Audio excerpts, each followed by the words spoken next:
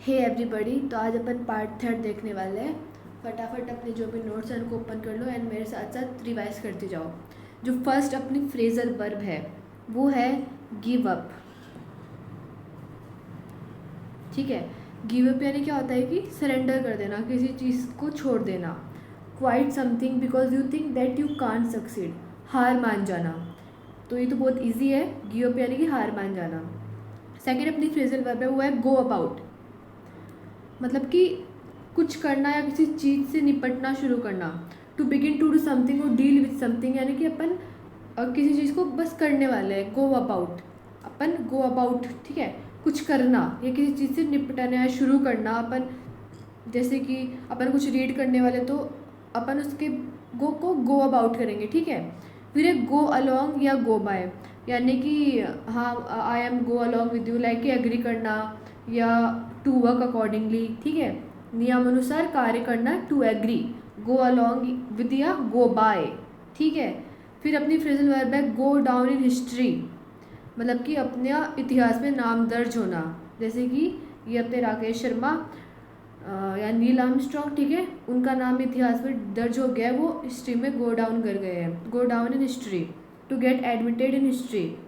फिर है go on, कुछ भी हो जाए अपन को गो ऑन करते रहना चाहिए, लाइक कि लाइफ में हमेशा टू कंटिन्यू डूइंग समथिंग, किसी कार्य को जारी रखें, मतलब ऐसे बैठिए मत।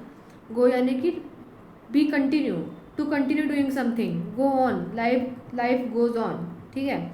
फिर गो थ्रू यानी कि टू रीड करना या किसी पर्टिकुलर टाइम से अपन पास हो रहे हैं, किसी दौर से गुजरना, like I am going through this time, ठीक है, ये भी ईजी है। गो थ्रू यानी कि टू रीड या to pass through your time. फिर है गो विथ है सिलेक्ट करना, चूज़ करना। I am go with this dress, ऐसे बोलते हैं ना, टू सिलेक्ट और चूज़ करना। हियर ऑफ, न्यूज़ सुनना, किसी के बारे में सूचना मिलना। हिट आउट यानी कि वो जो नेता लोग एक दूसरे को हिट आउट ही तो करते रहते हैं, मतलब कि बोल चाल से किसी को वर्बली अटैक करना, आलोचना करना, हिट आउट, ठीक है। Hold back, to control expression, रोक कर, प्लीज़ होल्ड बैक, रुकिए, कंट्रोल, ठीक है, अपन ऐसे बोलते हैं ना, टू कंट्रोल, रोक कर रखिए, ठीक है। Hold back, hold on, to keep on something in a position, किसी चीज़ को स्थिति में बनाए रखना। होल्ड ऑन यानी कि होल्ड ऑन, होल्ड बैक, मतलब इनका एक जैसा सा साउंड आता है, ठीक है। होल्ड बैक वही, hold on, to keep something in a position. Jump it यानी कि फटाफट, जैसे कि अपन को कुछ कहीं भी जाना होता है या कोई चीज़ अच्छी लगती है तो अपन उसे फटाफट जंप इट कर जाते हैं उस पर, यानी कि एक्सेप्ट ही कर ली, सब पूर्वक स्वीकार करना।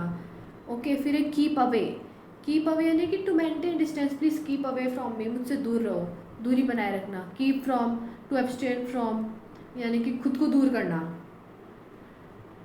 इससे दूर रहे। कीप अवे यानी कि अपन कोई ऐसे नुकसान वाली चीज़ नहीं है कि बस दूरी बनाए रखो। कीप फ्रॉम यानी कि इस चीज़ से दूर रहना। इन दोनों का सेंस भी थोड़ा सा सेम ही आ रहा है, ठीक है। कीप अप यानी कि to maintain it good condition, to continue doing something, यानी कि कीप ऑन डूइंग दिस, ठीक है, अच्छी स्थिति में रहना, कार्य जारी रखना। नॉक डाउन यानी कि to thrust someone to the ground, धक्का मार के गिरा देना, होते हैं ना, नॉक डाउन कर देते हैं गेम्स में, to thrust someone to the ground, ये ठीक है।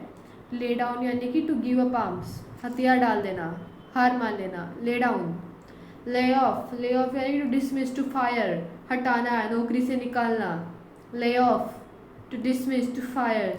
फिर lie behind, to be the real reason, वास्तविक वजह होना कि इस पर्टिकुलर काम के पीछे मेन रीज़न क्या था, क्या लाई बिहाइंड था। To be the real reason, lie behind.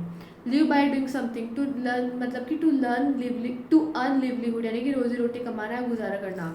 Live by doing something. Live off या लिव ऑन यानी कि to live on a particular food, किसी खास भोजन पर रहना। लिव ऑफ या लिव ऑन।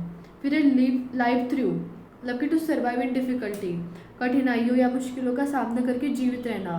Life through. फिर है lift up to reach an expected standard, कि उम्मीद के अनुसार अपन को वो चीज़ कोई मिल गई है तो अपन वहाँ पे लिव अप टू कर गए हैं, ठीक है। Thank you guys everybody, bye bye.